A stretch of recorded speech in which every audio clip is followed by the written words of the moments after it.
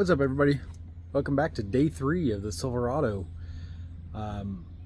It's well, time to start tearing apart the interior and getting things cleaned up, as well as figuring out what the deal is with the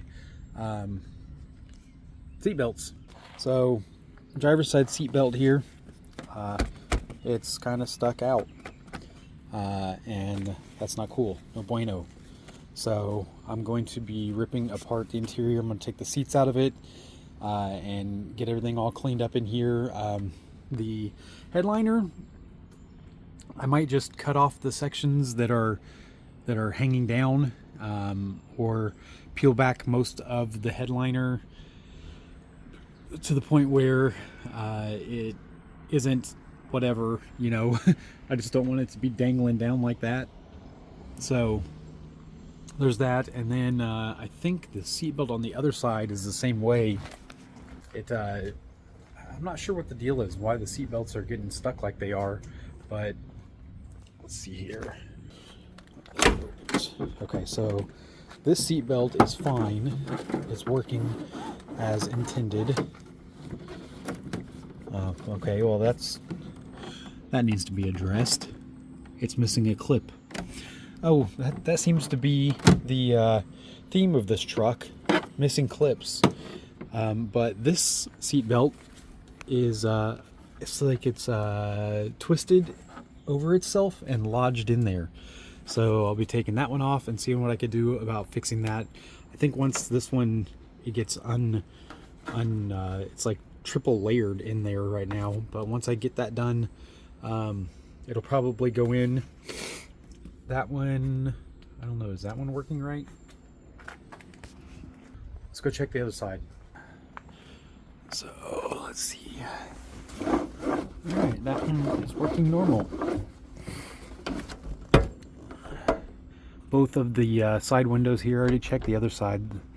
They are working normal, although this one has, looks like a screw in there that I don't think is supposed to be like that. Either way, I'm going to start ripping into it and taking apart the interior so I can get it cleaned, because it's a mite bit dirty. And something else that I didn't notice last night or yesterday or the day before, this door panel is actually gray. That one's brown. This one's gray. This is clearly a replacement door panel for whatever one was on here. I guess I just hadn't paid real close attention to it, but it was very noticeable today whenever I was looking at it. I mean, I spent all day yesterday, or not all day, quite a bit of the day yesterday, tearing into this door to fix the locking mechanism and the handle the right way, and I never noticed that this door is gray. So anyway, let's get to tearing it apart. Let's start with the easy stuff first.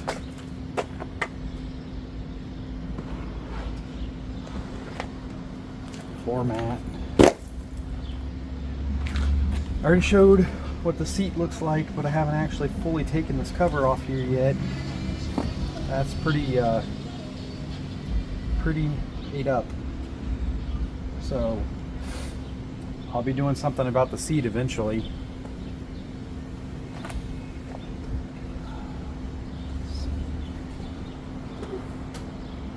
I've never taken one of these seats out of a truck like this before, so it might take me a minute to figure it out.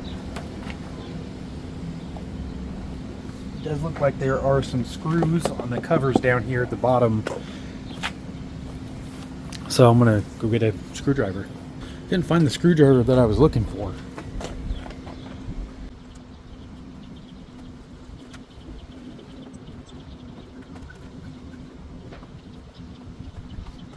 First panel off, and it's dirty, of course.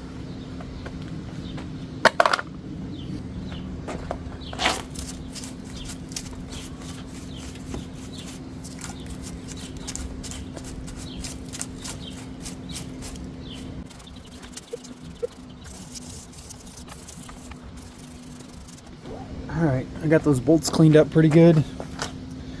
Just trying to figure out what size they are. I'm gonna guess like a 5/8 maybe.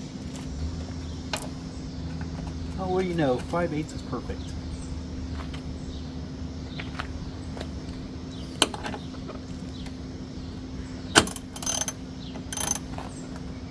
Now, will they come off without snapping?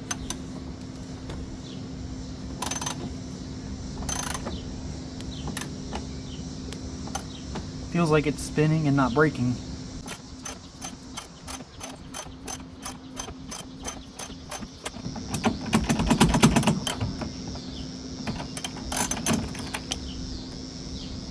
Yeah, it's definitely coming out. What about this other one? Oh good, it feels like it's coming out too.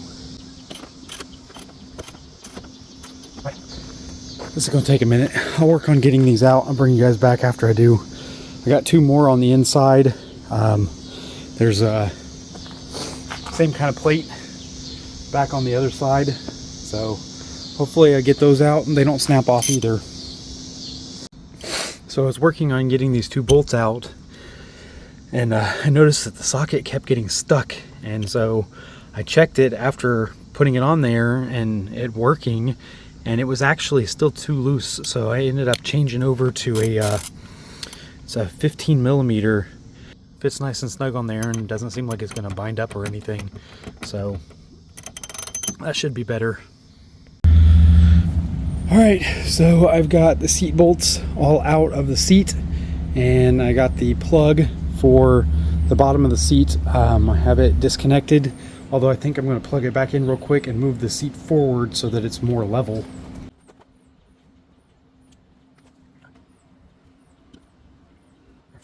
Seat's unplugged. Let's get it out of there.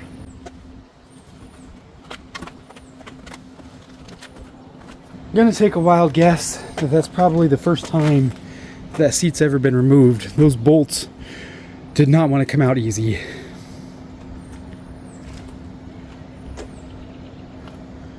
Well, that can't be good.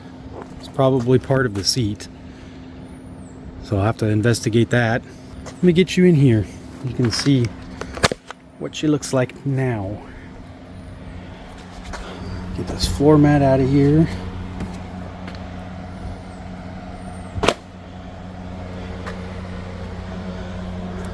So I'll end up taking that off.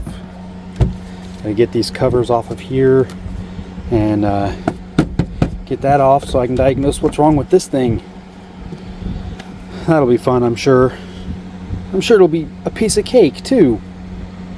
So it looks as though in order to be able to get this box off of here, I have to get all these trim pieces off from around it first. And it appears that the starting trim piece for all of it, this is kind of the sealing piece, is this one. So you take this one off and then you can start working your way back this way, and then also working your way forward this way. I already broke free these 2 screws, and that one broke off in the hole. So I'll finish getting these 2 out, and I'll probably have to drill out and tap that one and put a new screw in there. But that's the way it goes. That screw, where is it at? Here it is. You can see it's very rusted. It was going to break off. There was no way that wasn't going to break off in the hole. There's like nothing left of that screw. So I'll probably be replacing these with other ones, because more than likely they're rusted the same, but at least they broke free. Well, I got that bolt out of there. Unfortunately, like, I went under the truck and the bolt was sticking through, or the screw was sticking through the bottom of the truck. Put my vice grips on it and I spun it out, and it broke off inside of the plastic. So there's a metal bolt still. You can see through this one. You can see through this one, but you can't see through this one because there's still about 1/2 inch or so of bolt stuck inside there. Basically that entire little knobbin right there is full of a metal bolt, or the remains of a metal bolt, because it's all rusted. But I got it out because it was still stuck down here and I couldn't get this piece off of the truck. So that's out. And then what is this? Okay, I thought that was water. It's just shiny. And there's all kinds of rocks and stuff in here and whatever that is. And this is broken. So that'll be fun. Trying to source and replace that. At least it still works right now. But I'm going to continue the saga of tearing things apart. It's a really good thing that I was planning on taking this entire thing apart anyway to clean it, because apparently to get this piece off, you have to get this piece off. And to get this piece off, you have to take the seat belt off. Once you get the seat belt off, you can try to pop down some of that stuff, but in order to get that one off, you have to take that one off. And I think I have to take this back seat out of here to get some of this other stuff off. So it's a good thing that I was planning on taking it all apart to clean it all anyway, because it looks like I'm being forced to. Wearing the safety glasses because while I was under the truck trying to get that bolt out of the seal panel, or that screw out of the seal panel, I wanted to make sure none of the rust or dirt that was underneath the truck fell in my eyes. I guess I don't need them right now. I'm going to be inside taking trim pieces off.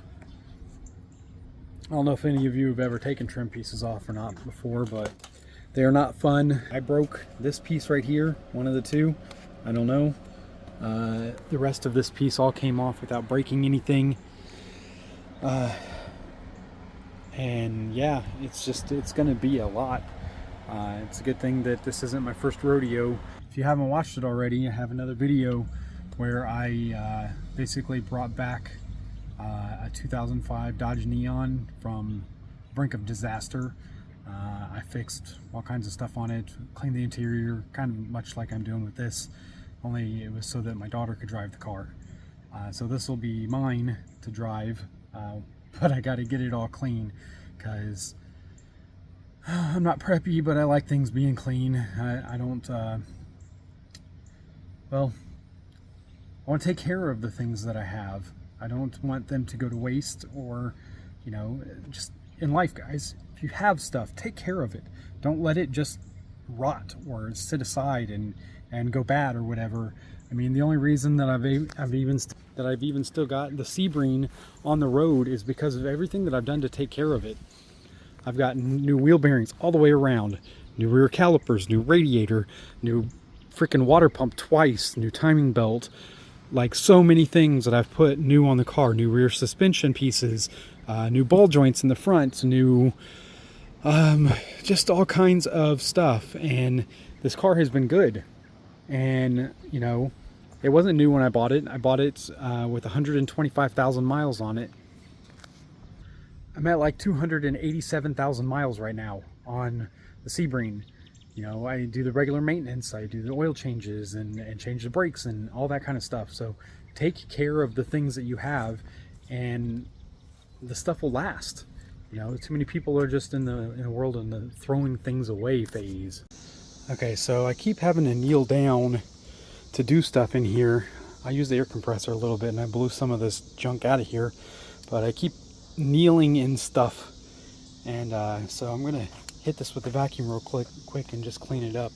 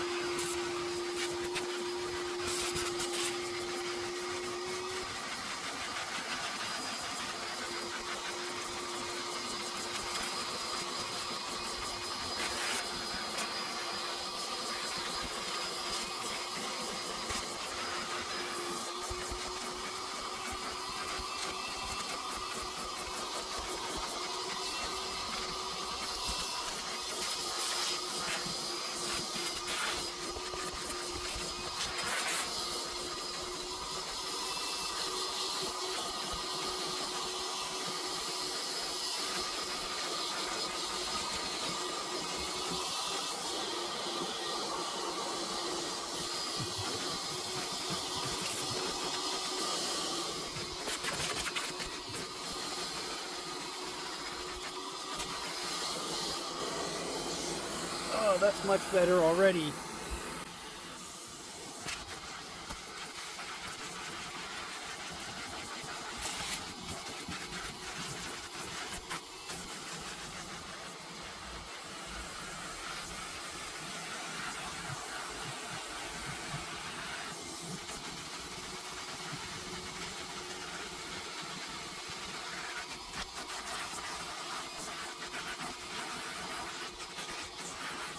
All right, there we go.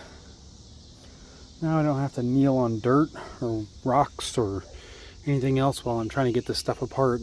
I'll eventually have to get to the other side too, but it's good enough for now. So the next thing I think I'm going to do is get these Torx bolts off here. Get that one off there. There's one underneath this seat buckle over here, holding that one down to the floor. I'm going to get that one off of there. This, I believe, is a seatbelt sensor, so unplug the seatbelt sensor. And I think I have to get that little plastic grommet looking thing plug off of there, and that plastic cover will come off, and I should be able to start getting the seat out of here. I have to get this back seat off of here too. Okay, so I've got the center console out, and needless to say, it needs cleaned.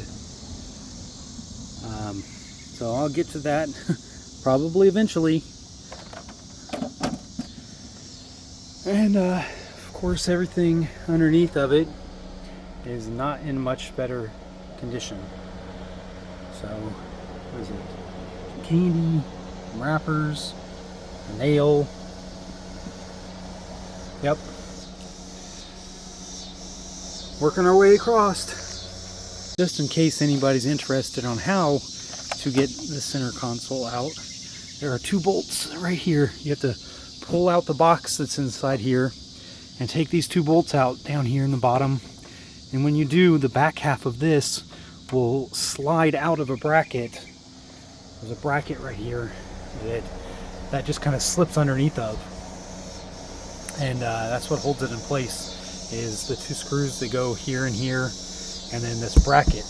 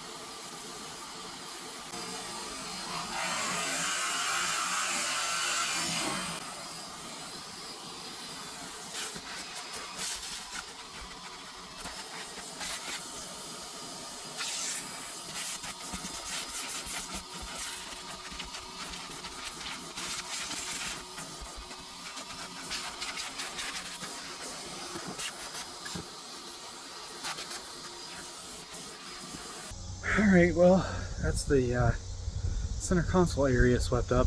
It's, well, I guess that's what color the carpet's supposed to be. So you can see that tannish color. Obviously it's not been sun bleached at all over the last 27 years.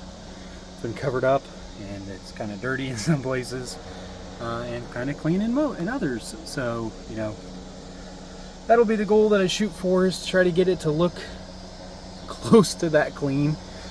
It's going to be a chore, I'm sure. I think I'm going to go over here to the other side now and work on getting that passenger seat out, because I think it's going to be much easier to do all of this, especially the back seat, if the passenger seat and that box that's supposed to house the jack and everything that doesn't have anything in it, it's empty, but it's holding my fan up right now. I'll get that out of the way, get the mats out of the way, and then I'll start working on getting this back seat off of here. I found a lottery ticket underneath the center console from August 30th of 2003. So a 21-year-old Saturday Powerball lottery ticket. Looks like it. I don't know if it won or not, but yeah, it's pretty cool. Okay, so this is freaking crazy. That bolt down there, I believe, is the only thing holding this whole thing down right here, because there are no screws down in any of these little holes. There's nothing anywhere else that could be holding it down except for that. That is a 9mm all the way down there. So, and I don't have a through like a through bolt socket set, so I could slide it all the way down there and just get it off. So what I did is I found these in my stash of nuts and bolts. They're just nuts with a washer attached to them. I don't remember what they came off of or what they were supposed to go on, but I didn't end up using them. So what I did was I tightened these two together. They were the perfect thread pitch for this bolt. Alright, I've got these on here. I found a way that it actually works where they tighten up and they don't loosen up real easy. I had to put the two together upside down like that, and I tightened the two nuts together real tight. Real tight. And this thing still will not freaking budge. Like if I put the wrench down here on the bottom and I try to turn it, it still will not come off. Like, it's just holding this piece of plastic in here. How freaking tight did they think they needed to make it? Like, I'm turning it so hard. Watch the top nut. It's actually spinning the top nut. It's probably damaging the threads underneath because it's not working. Like, apparently I'm gonna have to go buy a through socket set to where I can put it all the way through there and make sure that it has a 9mm on it. That's just freaking crazy. It's just holding a plastic piece down. I mean, seriously. I guess I'll work on getting the front seat out now. Ridiculous engineering item number 412. This is all of the distance there is between these screws. And this is what I'm having to do to get them out. I have a bit in my 1/4-inch wrench, and I'm putting the bit down onto the socket and then using the back of my Pittsburgh crescent wrench here to hold pressure down on the top of the bit to back it out of there, because there is no room to get in there with any other freaking tool. I tried my 1/4-inch ratchet, I tried an angle adapter, I tried all kinds of stuff, and there is just no room. This seat is pushed as far forward as it goes. There is just no other room to get in here to do anything. So this is just the way it's going to have to be. I already got this side out doing that. Same thing, no room for any kind of tools to get in there. Thankfully, the screw is only like 1/2 inch long, so it's not taking very long to get it out of there. But still, freaking ridiculous engineering ideas. I know that the Chevy people are not sitting there at the factory with a 1/4-inch wrench and a bit spinning these things down in there. They've got to have some kind of tool that does it. But at least I figured out how to get them out. So, yeah. Alright. I understand being safety conscious and making sure that your seat belts aren't going to come out. This is the end of my T50 Torx bit to get that out of there. I had it on the end of a 25-inch breaker bar, and it would not fucking come free.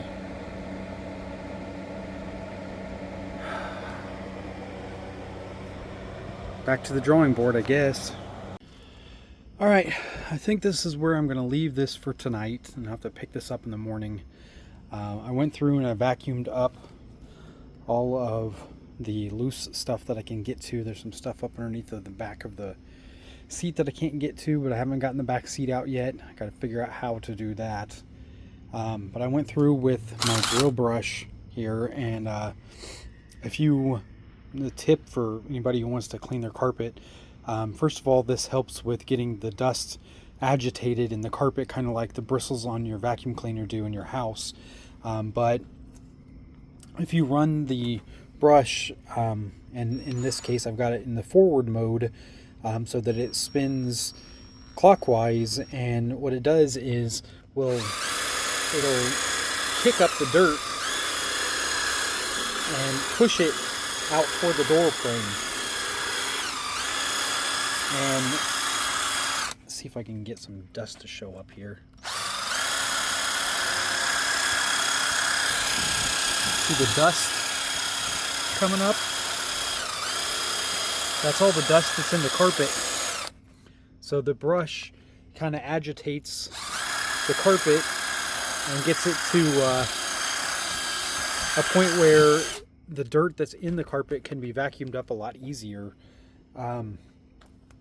And in this, I have it in the forward mode, going this way, but if you flip the drill over, you need to flip it the other direction so that the brush spins the other way. So like whenever I went to get up here, I had it in reverse so that I could get the bottom of the brush to push it this way. And as you see, there's still some dirt in here.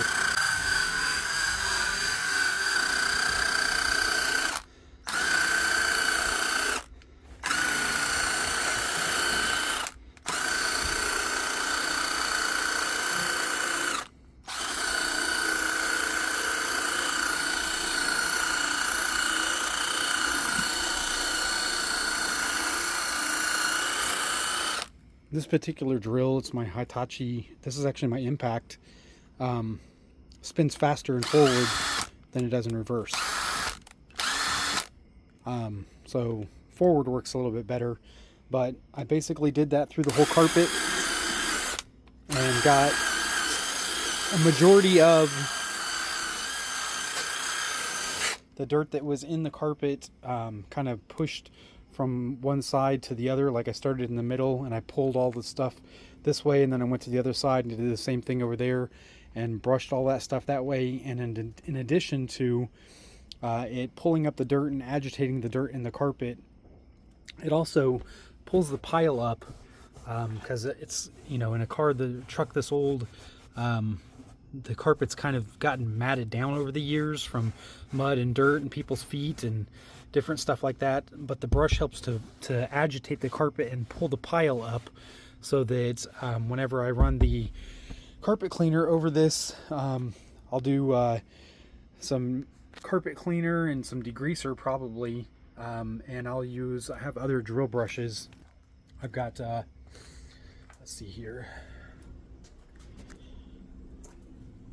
My garage is an utter mess, but I've got these other brushes. I've got this one, and I've got this one, and I've got this one, and all these brushes will be good for different areas of cleaning up stuff. I've got a red one down there too, but more than likely whenever I clean the carpet, I'll put either this one or this one on the drill, and I will use it with some carpet cleaner to try and get these stains out of here. And then of course I've got either wet dry vac, or I also have carpet cleaner with a suction nozzle on it, and I will suck up all of the stuff that's in there and then probably leave it to dry for a little while. Like I said, I'm going to call it a night for tonight. Get everything all packed up and put away. It's almost 11 o'clock. Yeah, I get started late in the day and I work late into the night. I know, maybe it's just because of the shift that I work at work, but I'm getting it done slowly but surely. I'll catch you guys on the next part of this video.